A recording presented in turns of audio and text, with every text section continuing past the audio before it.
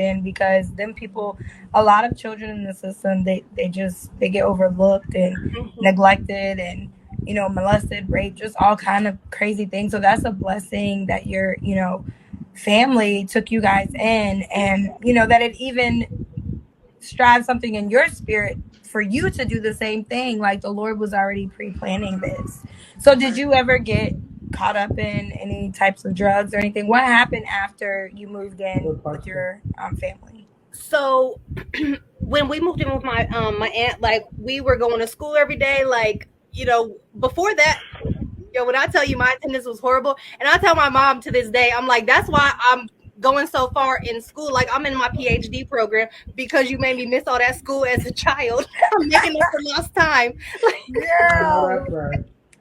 um, but that was, the most stable part. Like, we just experienced real, like, this is what normal's supposed Stability. to look like. Mm. So, I'm still Yeah. grateful for my aunt. But and because I used to, honestly, when we were younger, I would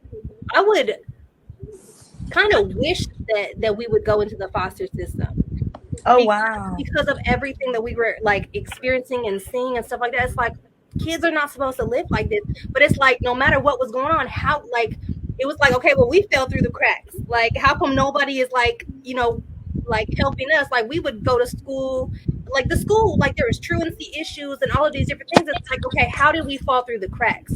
How did we get stuck just living in this environment? Wow. Wow. I mean that. So now that you're, what are you gonna say? No, I'm just saying, like, I'm just blown away by some of this story already. Like, wow. Yeah. And now It, that it, you're it an shows adult, favor, definitely. Yeah. for do you think that it would have been better that you were in the system, or are you happy that you did actually stay with your family now that you No, know it's I'm out? I'm definitely glad that I stayed with my aunt because, like I said, then I got to experience like what normal really is, and I know I wouldn't have had that in the foster system. Like it would have been kind of bouncing around trying to make sure that me and my siblings were together, and things like that. And so I'm definitely grateful that we got to be with my Right. So, how was it like teenage years? aunt. So, um, teenage years, typical rebellion and stuff.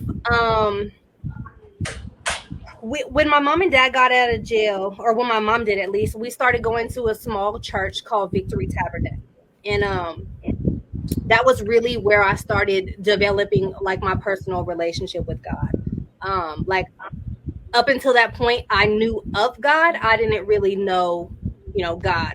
Um, So, your dad, he was in for 3 years, and your mom was in for one. yes. So, did you get right with your mom when she got out, or did y'all wait until your dad got out before y'all got back, or how did that? We went back to my mom, and like kind of got things like she was, preparing and stuff for my dad to come back Okay. to, but we did go back to my mom.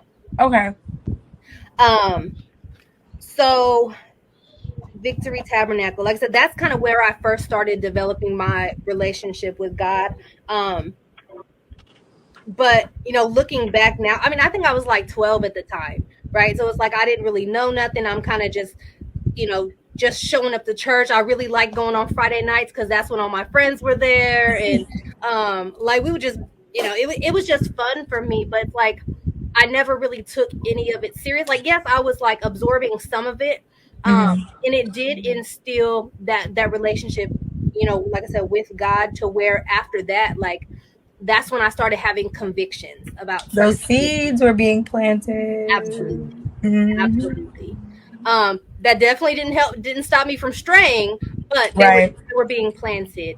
Um, like I remember, I think I was like 16 one time, and I used to listen to Out of Eden. Um, and I remember being in my room, like I might have been 7, I can't remember, but I remember being in my room and like listening to this praise and worship song and just breaking down, and not really Wow. understanding like the significance of it at the time. Hmm. But so I did I I never I don't know how to phrase this. Okay. So when it comes to like drugs and stuff, right? Hmm. So I started I would smoke weed occasionally. I never developed like a tolerance for it. I just was never a smoker. I was a drinker. And I would take ecstasy pills. I took those. Girl.